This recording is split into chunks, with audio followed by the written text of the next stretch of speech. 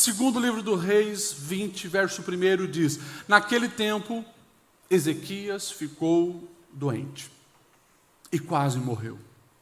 O profeta Isaías, filho de Amós, foi visitá-lo e disse: assim diz o Senhor, ponha em ordem a sua casa, pois você vai morrer e não se recuperará. Amém. Até aqui. Vamos orar? Deus, obrigado pela tua palavra, que nós possamos mais uma vez ser edificados pelas Escrituras Sagradas, que são luz para o nosso caminho. Fala aos nossos corações, daquela maneira que só tu, Senhor, sabe falar, porque conhece a realidade de cada família, de cada vida que aqui está presente. Que nós possamos, Senhor, sair daqui edificados, mas também determinados em cumprir o nosso papel diante, Senhor, daquilo que o Senhor tem exigido de nós, proposto para as nossas vidas. Assim pedimos o Espírito Santo que fale conosco, em nome de Jesus. Amém. Pode se assentar. Se assenta já, olhando para quem está do seu lado, e pergunta para essa pessoa assim: quanto tempo você ainda tem de vida?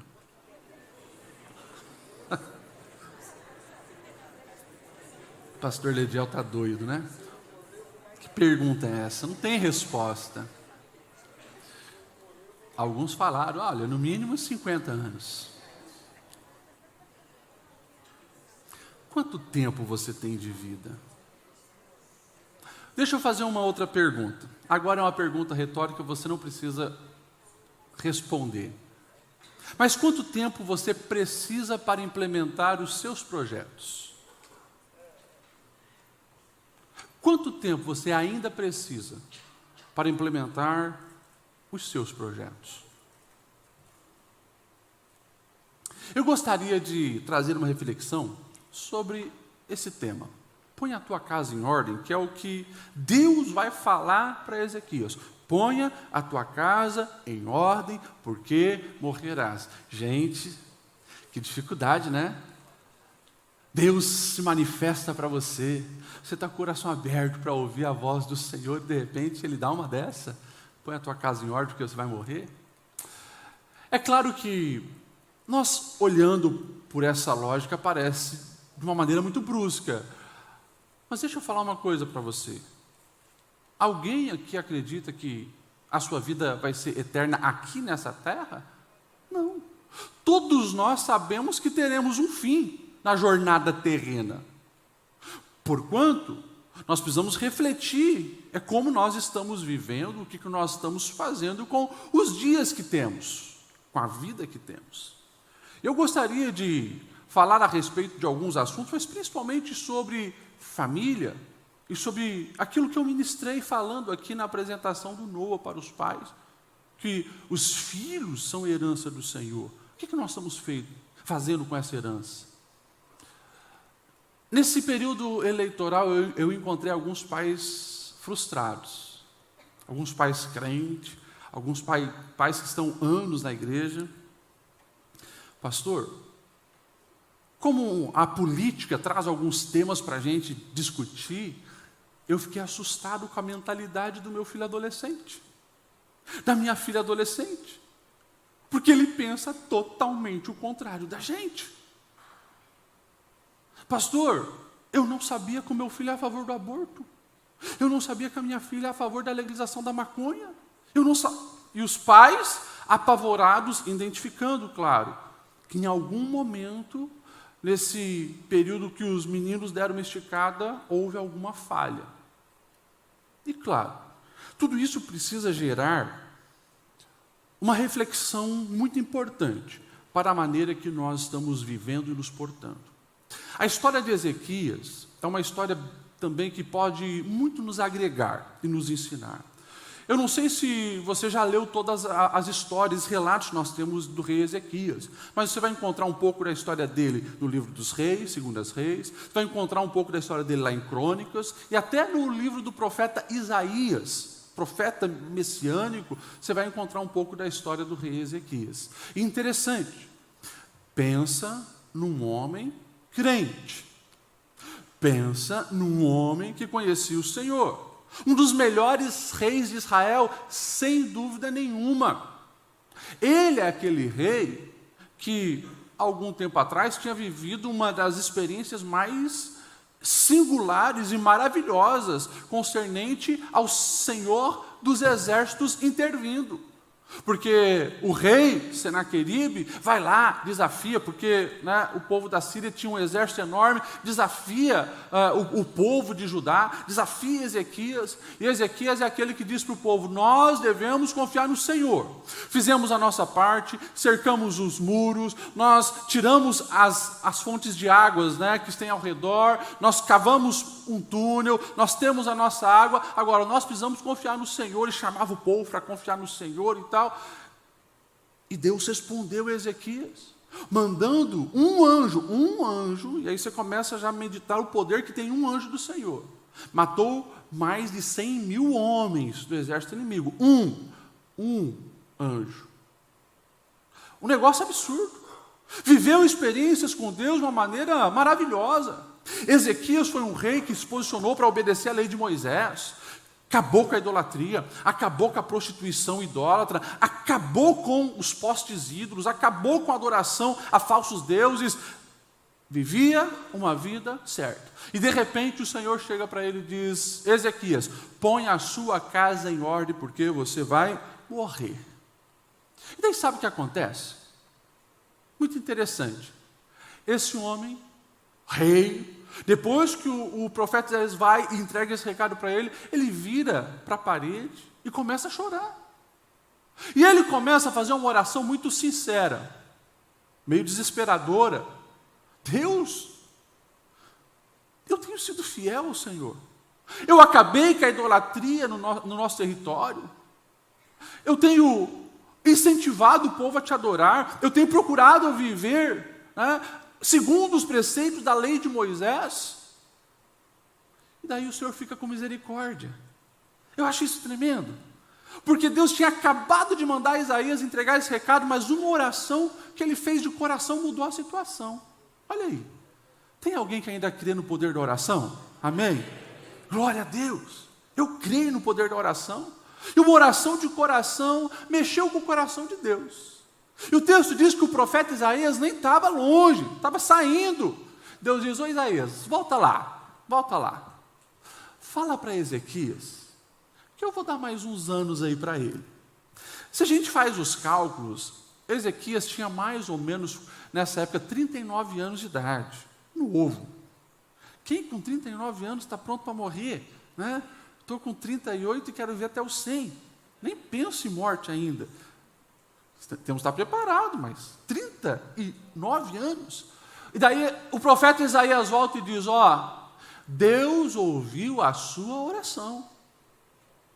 E Deus mandou aqui de volta para dizer para você que Ele vai te dar mais 15 anos de vida.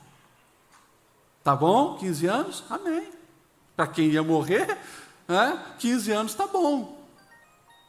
Agora, interessante. Eu fico olhando, Deus é muito misericordioso, porque o rei ele ainda olha para o Isaías e diz: tá, e como que eu vou ter certeza que isso vai acontecer? Questionando, Ele acreditou quando o profeta disse que ele ia morrer, mas ele ainda estava em dúvida. Quando o profeta foi lá falar da bênção, Tem uns crentes que eu conheço que são assim, Geralmente são mais negativistas do que positivistas, Mas o profeta, usado por Deus, disse assim: ok, o que você prefere? Que a sombra vai para frente ou vai para trás? Não, a sombra é muito fácil, com o movimento, claro que vai avançar, eu quero que retroceda. E Deus moveu os astros para dar um sinal para o rei que a palavra dele não ia cair por terra. Já imaginou isso? Deus ordenando: ô sol, é o seguinte, tem um tomézinho ali, meio duvidoso, faz o sol voltar um pouco, volta um pouquinho, sol, volta. O sol voltou. Enfim. Agora, ele recebeu a bênção, o Senhor deu uma nova chance para ele, só que parece que o rei Ezequias se esqueceu do que ele tinha que fazer, do decreto que o Senhor tinha dado. põe a tua casa em ordem. E é sobre isso que eu gostaria de focar nessa reflexão. Porque a palavra de Deus está nos dando alguns recados importantes. Primeiro, a Bíblia está nos dizendo que Deus é um Deus que deseja ver a nossa casa em ordem, a nossa vida em ordem. E eu já faço mais uma pergunta retórica para você. A tua vida está em ordem? A tua casa está em ordem? Ou tem muitas coisas que precisa ali se ajeitar?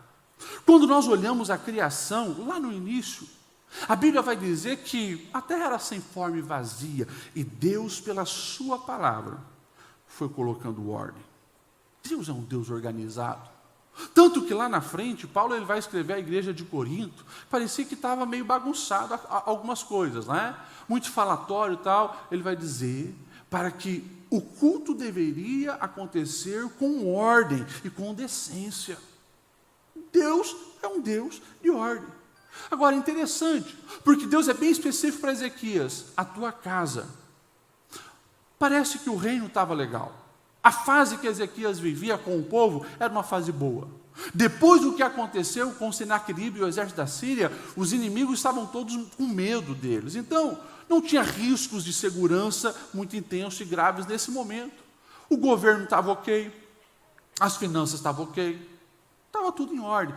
Mas Deus sabia, tem uma área que você precisa investir a sua atenção. Coloca a tua casa em ordem. E quando nós olhamos para os ensinos do Senhor, nós vamos ver que Deus é um Deus preocupado com essa questão de como nós estamos deixando os legados na vida daqueles que Deus confiou ou na vida daqueles que passam pela nossa história. Deus é um Deus que trabalha com gerações. E Deus está muito preocupado, sim, se você está preparando alguém para dar continuidade àquilo que os céus te confiou. Porque você está aqui, e eu espero que você está vivendo uma vida com Deus. Você está tendo experiência com Deus. Você está servindo ao Senhor. E os teus filhos? E os teus netos? E as pessoas que Deus te confiou para você influenciá-las? Como estão? Nós precisamos estar atentos a isso, porque, infelizmente, Ezequias falhou. Se nós olharmos o texto paralelo lá de Crônicas, o texto vai dizer assim, que Ezequias não correspondeu ao favor que ele tinha recebido de Deus. Ele teve um filho, provavelmente de 2 anos e meio a 3 anos depois dessa cura. A doença dele era mortal, o Senhor curou. 2 anos, 3 anos depois dessa cura, ele teve um filho. O nome desse filho foi Manassés. Agora, vamos lá. Alguém que tem uma experiência como ele teve, ganhou 15 anos de lambuja, como diz o ditado popular. O Senhor deixou bem claro com a orientação: põe a tua casa em ordem. Ezequias não fez isso, porque o filho de Ezequias foi o pior rei de Israel e Judá. O pior. Se você pegar a sua Bíblia e um capítulo depois, o capítulo 21, olha só a descrição desse menino. O texto vai dizer assim: Manassés, o filho de Ezequias, tinha 12 anos de idade quando começou a reinar, reinou 50 anos em Jerusalém. O nome da sua mãe era Efizibá, e ele fez o que o Senhor reprova. Vai anotando aí, vai anotando.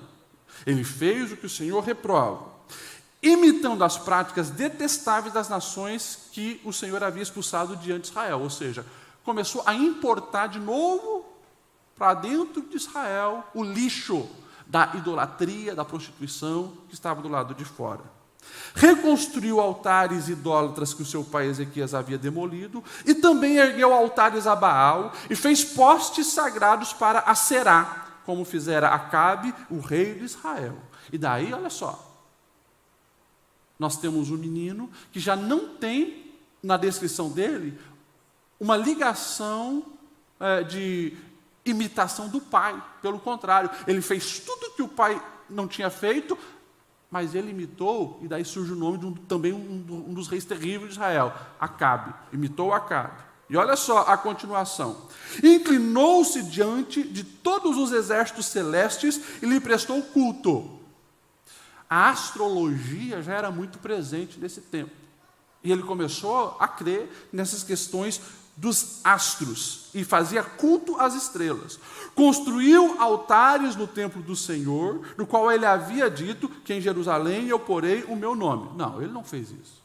No templo do Senhor, o camarada vai trazer altares de Acera, de Baal, que é um negócio assim, absurdo. Fez isso. Nos 2 pátios do templo, construiu altares para todos os exércitos celestes e chegou, olha isso, chegou a queimar o próprio filho em sacrifício. Se não bastasse, o camarada praticou feitiçaria, adivinhação, recorreu a médiuns e a quem ele consultava vários espíritos. Fez tudo o que o Senhor reprova, provocando-lhe a ira. Coisa assustadora. Ezequias, um homem de Deus, que viveu milagres de Deus, não fez a sua parte, como deveria.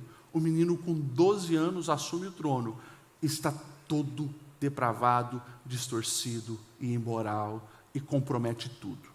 É claro que, aí, conforme os próprios teólogos interpretam, teve também influência de pessoas a quem ele deixou encargos importantes, que influenciaram esse menino, o prejudicando ainda mais.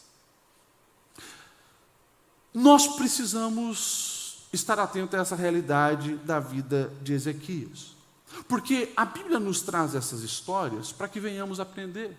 O Senhor não quer que os meus filhos, os teus filhos, as pessoas que Ele nos confiou, venham se perder. Por isso essa história está aqui para nos ensinar. A gente não precisa cometer erros para aprender, porque melhor é aprender com os erros dos outros. Então, nós temos na Bíblia mentoria que nos mostram detalhes de muitas vidas. O que nós podemos imitar ou não imitar. Os caminhos que nós vamos escolher. Então, algo muito importante que você precisa sair daqui é saber que Deus espera que você coloque em ordem a sua casa. Deus é um Deus de ordem. E a segunda coisa muito importante, tem tarefas que Deus exige de nós que são intransferíveis. Intransferíveis. E principalmente quem é pai e mãe, me ouça aqui. Quem educa os filhos é o pai e a mãe. Pode ter a ajuda de um vô, de uma avó, a oração de um vô, de uma avó, mas foi confiado em vocês. Não é a escola, não é o videogame, não é a internet, não é os youtubers, não são os coaches, não são os blogueiros, não são os professores dos cultinhos da igreja. Quem educa os filhos são os pais. E Deus espera que a maior influência na vida dos seus filhos venha de você, pai, e de você, mãe. É responsabilidade tua, e Deus vai cobrar de mim sobre os meus filhos, e Deus vai cobrar de você sobre os teus filhos. Põe a tua casa em ordem. Interessante.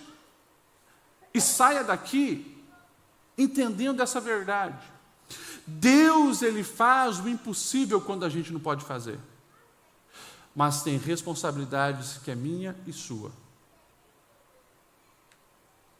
Presta atenção. Estou falando de Ezequias. Um homem que orou, Deus manda um anjo e mata mais de 100.000 soldados inimigos. Um homem que orou, ele estava com uma enfermidade mortal e o Senhor o curou. Mas um homem que não fez o que lhe cabia para orientar os filhos na vida. Imagine, Deus envia um anjo para ensinar o meu filho a seguir no caminho certo. Você não vai ver isso na Bíblia. Desde quando o povo sai lá do Egito e vão constituir uma nação, Deus é claro, pai e mãe, ensina esses meninos no caminho, na mesa, ao levantar, ao se deitar, o tempo todo. Deus vai dizer para Abraão, e eu amo, né, esse texto que Deus fala, de Gênesis 18 e 19, o texto vai dizer assim: pois eu o escolhi para que ordene aos seus filhos e aos seus descendentes que conservem-se no caminho do Senhor, fazendo o que é justo e direito, para que o Senhor faça vir sobre Abraão o que lhe prometeu. Desde lá, do começo, o chamado de Abraão, o pai da fé, Deus já estava falando: Abraão, você foi chamado para ser pai de multidão, mas não se esqueça, isso só vai acontecer se você cumprir o seu legado na vida do Isaac. Cumpra o teu legado na vida do Isaac. Abraão, você pensa que Abraão, ele viu a promessa acontecer no sentido de ver a multidão como a areia do mar? Ele não viu. Abraão não viu. Ele sabia que ia acontecer, por quê? Porque ele educou muito bem o Isaac, ensinou o caminho a Isaac. Isaac viu o pai tendo experiência, Isaac viu o pai o ensinando que a prosperidade vem de Deus, não importa o lugar, porque está lá, né, Abraão e Ló. Ló diz: eu quero ficar com essas campinas verdejantes. Abraão diz: tudo bem, você vai para lá, eu vou para cá. Deus prospera Abraão. Isaac, você vai ver a mesma coisa. Lá em Gerar, o povo roubava os poços de Isaac, ele falava: não tem problema, pode ficar, Deus está comigo. Ele aprendeu isso. Isaac foi aprendendo aquilo que o pai lhe passou. Você vai ver isso em muitas coisas. Abraão, aonde ele ia, construía altares ao Senhor. Você lê a história de Isaac, Isaac construía altares ao Senhor. E por mais que Isaac e Rebeca foi uma família complicada, o princípio eles ensinaram para os meninos, mesmo brigando. Esaú e Jacó brigavam, mas você vai ver o Jacó, quando ele tem que fugir, porque o pau está quebrando na casa dele, ele tem um sonho e depois constrói um altar, porque ele aprendeu a se conectar com os céus dentro da sua casa. Quando os filhos de Jacó, os 12, formam as tribos lá no Egito, né? A nação de Israel nasce dentro do Egito, mas quando eles vão para lá, eles eram um pouco mais ali, de 70 e poucas pessoas, perto de 80 pessoas, ou seja, Abraão não viu a sua descendência como a areia do mar, mas ele sabia que ia acontecer porque Deus falou. Agora, o papel dele, preciso ensinar bem o Isaac. Que nós possamos entender isso. Dentre todos os papéis que um homem e uma mulher têm nessa sociedade, jamais esqueça, o mais importante é você orientar os seus filhos, fazer o quê? O que Deus falou, que eles conservem-se no caminho do Senhor. Amém? Que nós possamos entender isso. Interessante também, quando nós observamos, voltando aqui para o rei Ezequias, nós observamos Deus deixando bem claro: essa responsabilidade é tua.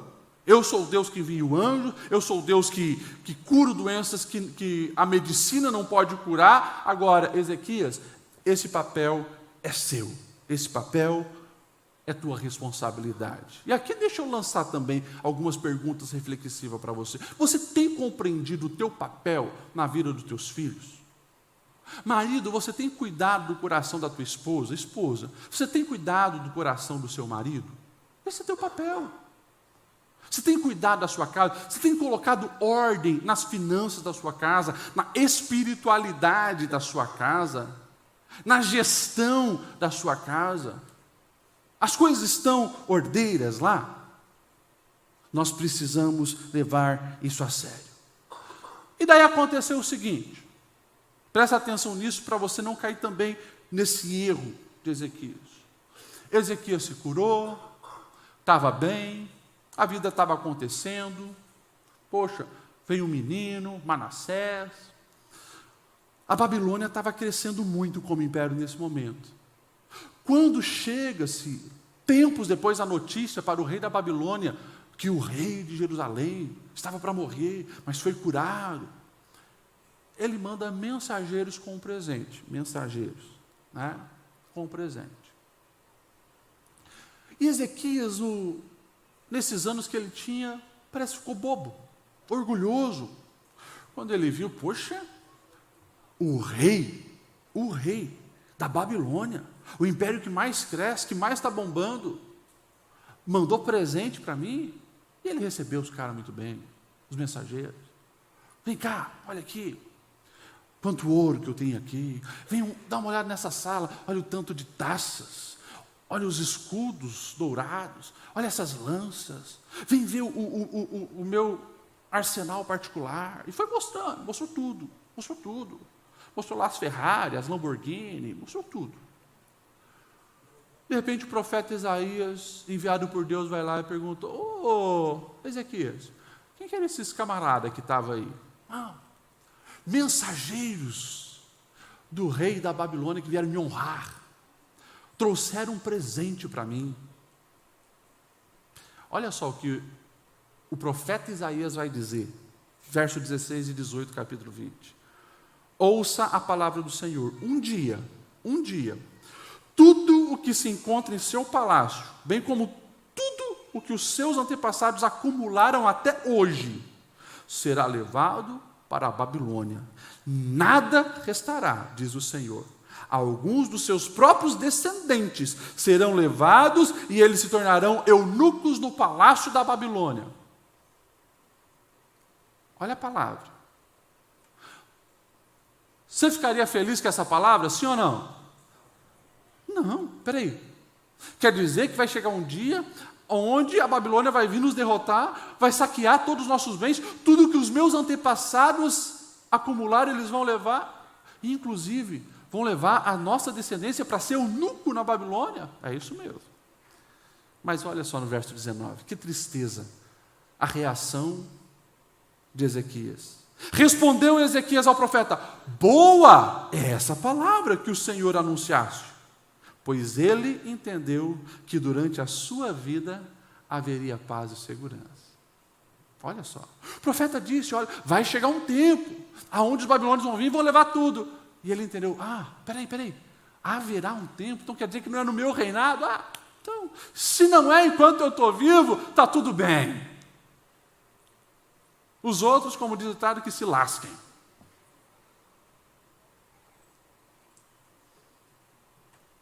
Inteligente? Uma mente presa ao imediatismo. O que importa é eu estar bem.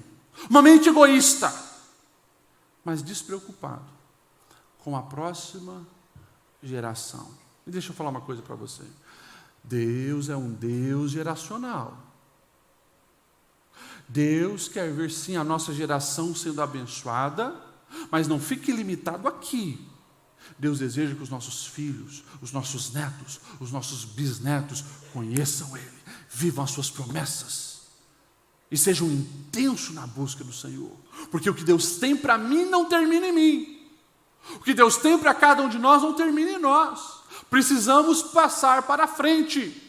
E como é triste, é lamentável, quando uma geração de adulto se torna egoísta, imediatista, irresponsável e não ensina o mais importante da vida, que é o caminho do Senhor aos seus filhos, aos seus netos ou nas pessoas que Deus lhe confiou. É terrível, porque muitas coisas que Deus queria fazer através das gerações é interrompido. Eu sei que a palavra, às vezes, nos confronta. Mas, meus irmãos,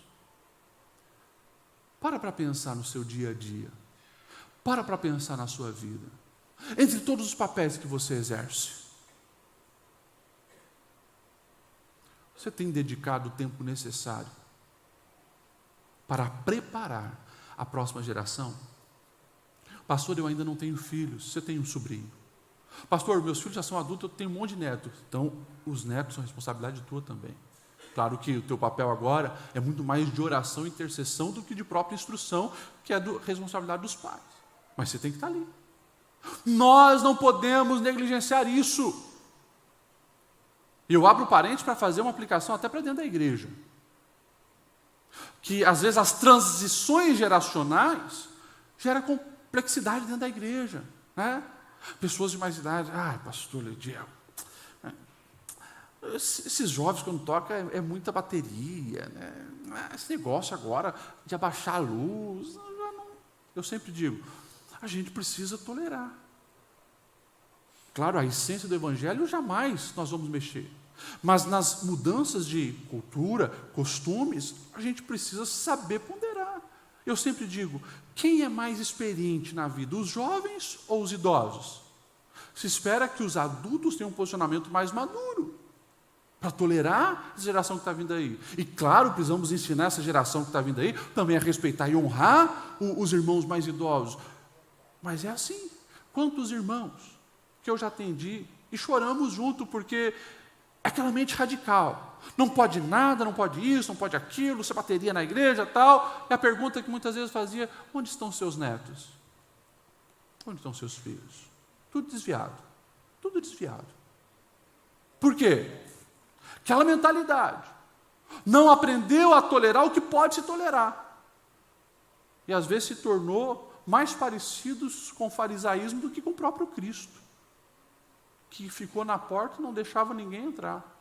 Então, assim, fechando esse parênteses a respeito da igreja, que é também importante a gente refletir, mas em outro momento a gente faz, olha para a tua vida, olha para a tua casa, olha para o seu casamento, olha para os seus netos, olha para os seus sobrinhos. Deus espera que você tenha um posicionamento de colocar em ordem a sua casa. Por trás do chamado que Deus tem sobre a nossa vida, há um chamado geracional, e o Senhor espera isso de nós. Que possamos reproduzir o que o salmista no Salmo 145, verso 4, ele diz: uma geração contará a outra geração as grandiosidades dos teus feitos, ó Senhor. Que seja assim na minha casa, na sua casa, na nossa vida, que nós possamos ver a nossa família em ordem, abençoada, servindo ao Senhor. Amém? Como que isso acontece? Quando nós não negligenciamos a prática constante da avaliação. Porque a vida é ao vivo, meu irmão. A vida é ao vivo. Meu filho que está bem hoje, se eu negligenciar, não, mas hoje está bem, renovado no espírito. Se eu negligencio uma semana, um mês, as setas podem vir e confundir a mente dele. Então, em todas as fases eu preciso saber com quem está andando, com quem está conversando, com quem que você está indo no WhatsApp, o que você está acessando, que série é essa que você está assistindo, qual tipo de filme é esse. Vamos lá, vamos acompanhar, porque hoje está até muito mais difícil. Antigamente, né? A casa, o ambiente familiar, não tinha tanta influência externa. Se pegar 30, 40 anos atrás, a gente estava de olho na televisão. Né? A televisão era um portal que trazia coisa para dentro de casa. Mas hoje cada um tem o seu celular. E se a gente não vigiar, coisas extremamente perigosas, demoníacas, estarão entrando. E não brinque, porque o diabo e o inferno não brincam de ser diabo. A onda que começou alguns anos atrás, por exemplo, né, com coisas tão sutis de desenhos de bruxinha, de feitiçaria, né, a série Harry Potter, tem hoje devastado a vida espiritual de tantos jovens que flertam com a bruxaria e a feitiçaria. É assustador, assustador, mas em pleno Blumenau 2022, nesse 31 de outubro, era assustador a quantidade de jovens de 25 anos, fantasiado lá de feiticeiro, de bruxo, de capeta, de não sei mais o quê. Homem barbado com varinha de magia. Gente, o que é isso? Sabe o que é isso? Sementes que foram lançadas lá atrás. E estão aí, estão aí. Começou com a ideia, nós precisamos entender isso. Você, pai, você, mãe que está aqui hoje, por favor, entenda isso. O ataque hoje é cultural. O diabo, ele rouba a cultura, detona e compromete a cultura e joga isso, principalmente aqui. E se você não estiver acompanhando, monitorando, instruindo, orando, pedindo discernimento de Deus, graça do Senhor, nós corremos um sério risco concernente aos nossos filhos. E eu espero que você esteja avaliando as situações, avaliando o seu coração. Será que o seu coração está muito imediatista, não? Não está se preocupando apenas com o seu bem-estar, não? Como Ezequias? Será que você não está muito preocupado com o material? e negligenciando o espiritual?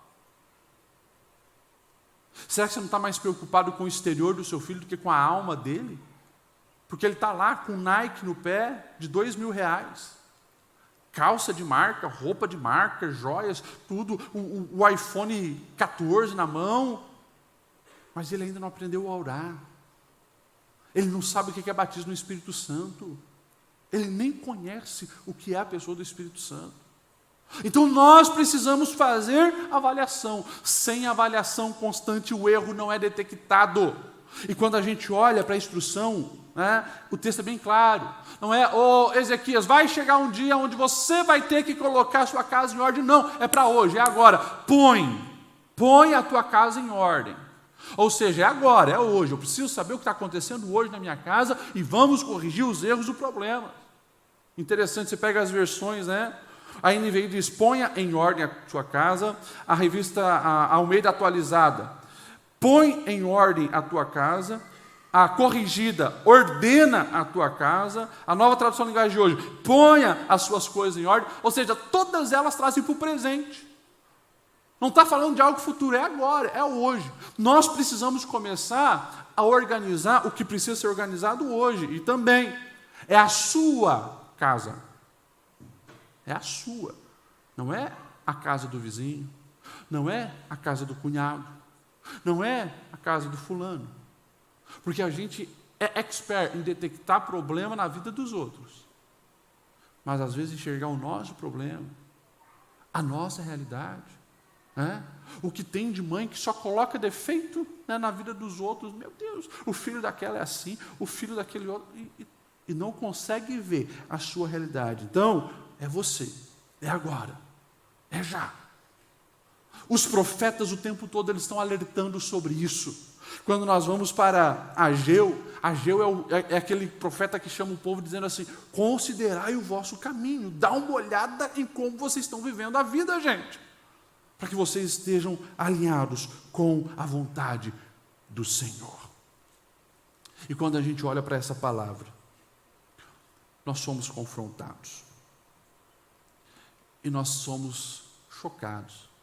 Porque alguém que era de Deus, alguém que teve experiência com Deus, desperdiçou os 15 anos que ganhou de lambuja do Senhor, o presente que ele ganhou do Senhor, e ele não se importou com as gerações futuras.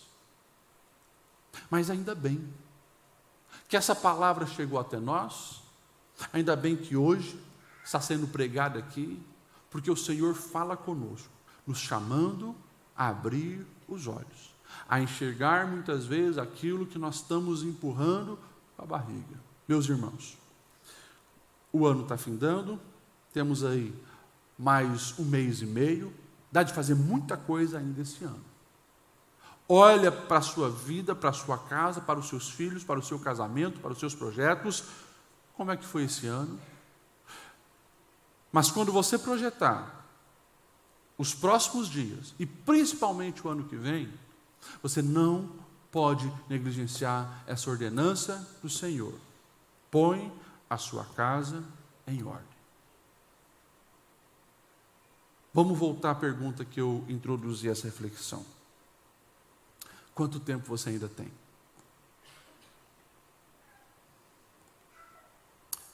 E se o Senhor nos recolher hoje? Se o Senhor te recolher hoje? A semente do Evangelho foi lançada no coração dos seus filhos? Eles sabem orar? Eles valorizam a palavra do Senhor? Eles são apaixonados pelas coisas do reino?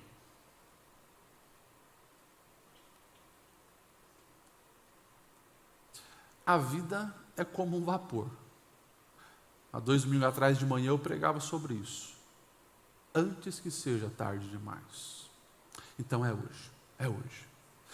Ore, peça discernimento aos céus, identifique o que está acontecendo na sua casa, se posiciona como guardião, como protetor, como intercessor, como aquela pessoa que valoriza a casa mais do que a sua vida profissional.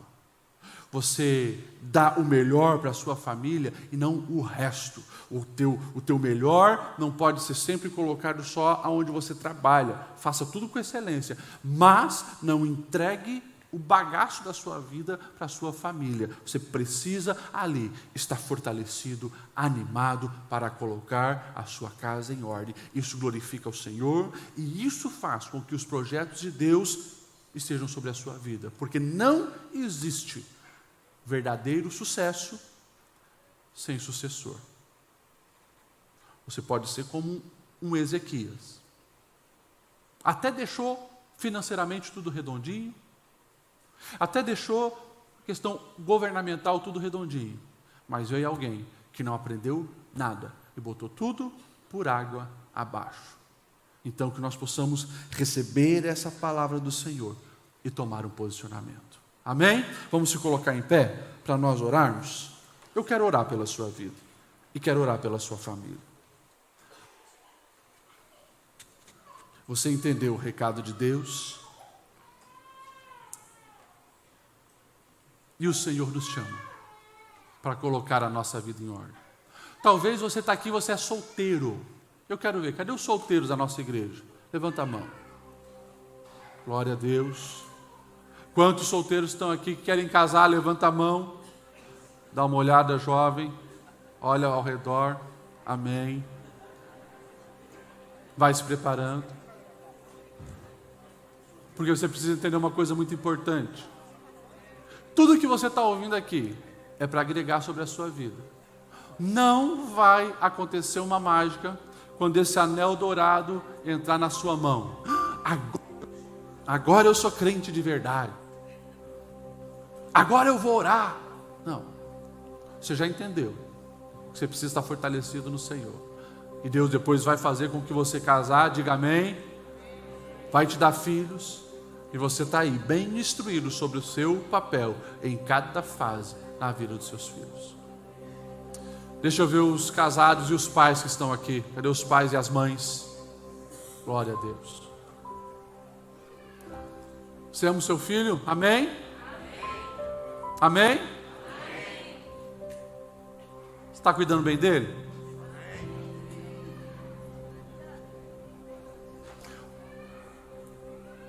Se eu fizer aqui perguntas falando de critérios, você sabe pontuar o que é mais importante para o seu filho? Para a sua filha? Porque hoje, na sociedade, a sociedade o valoriza pelo seu exterior. Está com uma roupa de marca, um bonezinho maneiro, tem um monte de like nas redes sociais, o mundo abraça.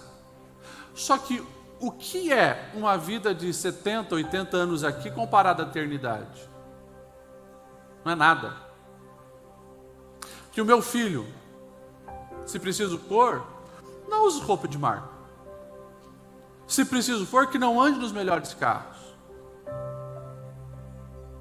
Se preciso for, que come arroz com ovo. Mas eu quero encontrar ele no céu. Se eu puder dar o melhor, amém, eu vou dar. Mas eu quero encontrar no céu. Meus irmãos, nós vamos falhar muito se os nossos filhos não amarem o Senhor. Eu já ganhei muitas pessoas para Cristo, inclusive nesse púlpito vocês sabem disso. Mas eu trocaria todos para não perder o Kenny e a Extra no céu. Você também. Tenho certeza que você também. Então assim, que nós possamos entender o recado de Deus, que nós possamos amar os nossos filhos muito mais do que todas as pessoas que passam pela nossa vida. Ame todos, mas se dedique àqueles que Deus te confiou. Quando eu estiver diante de Deus, o Senhor vai cobrar sim a minha função pastoral, mas eu tenho certeza cadê a tua esposa? Cadê os teus filhos? É isso, é isso. Deus fez isso com Abraão. Deus deseja fazer isso com cada um de nós.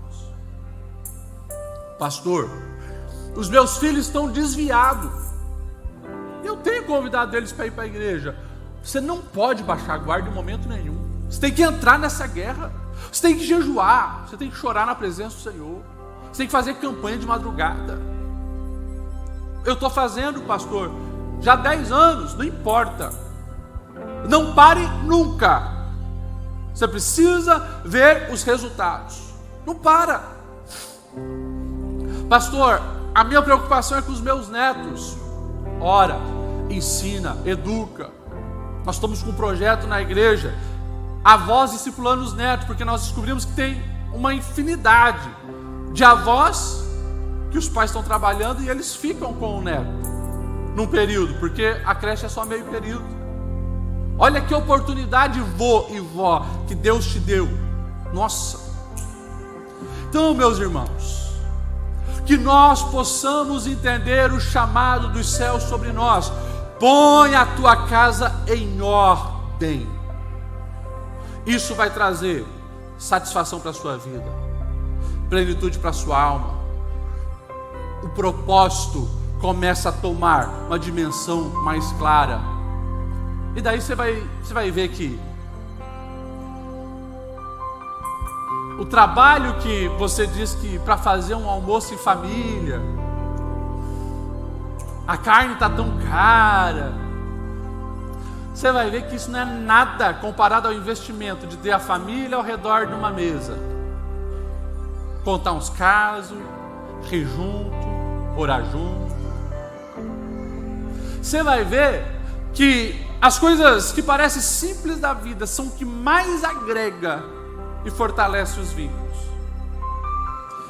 Que o Senhor abra a nossa mente, para nós termos dimensões de prioridades, e que venhamos investir pesado nos nossos filhos. Eu não quero criar um Manassés, mas eu quero criar filhos para a glória do nome do Senhor.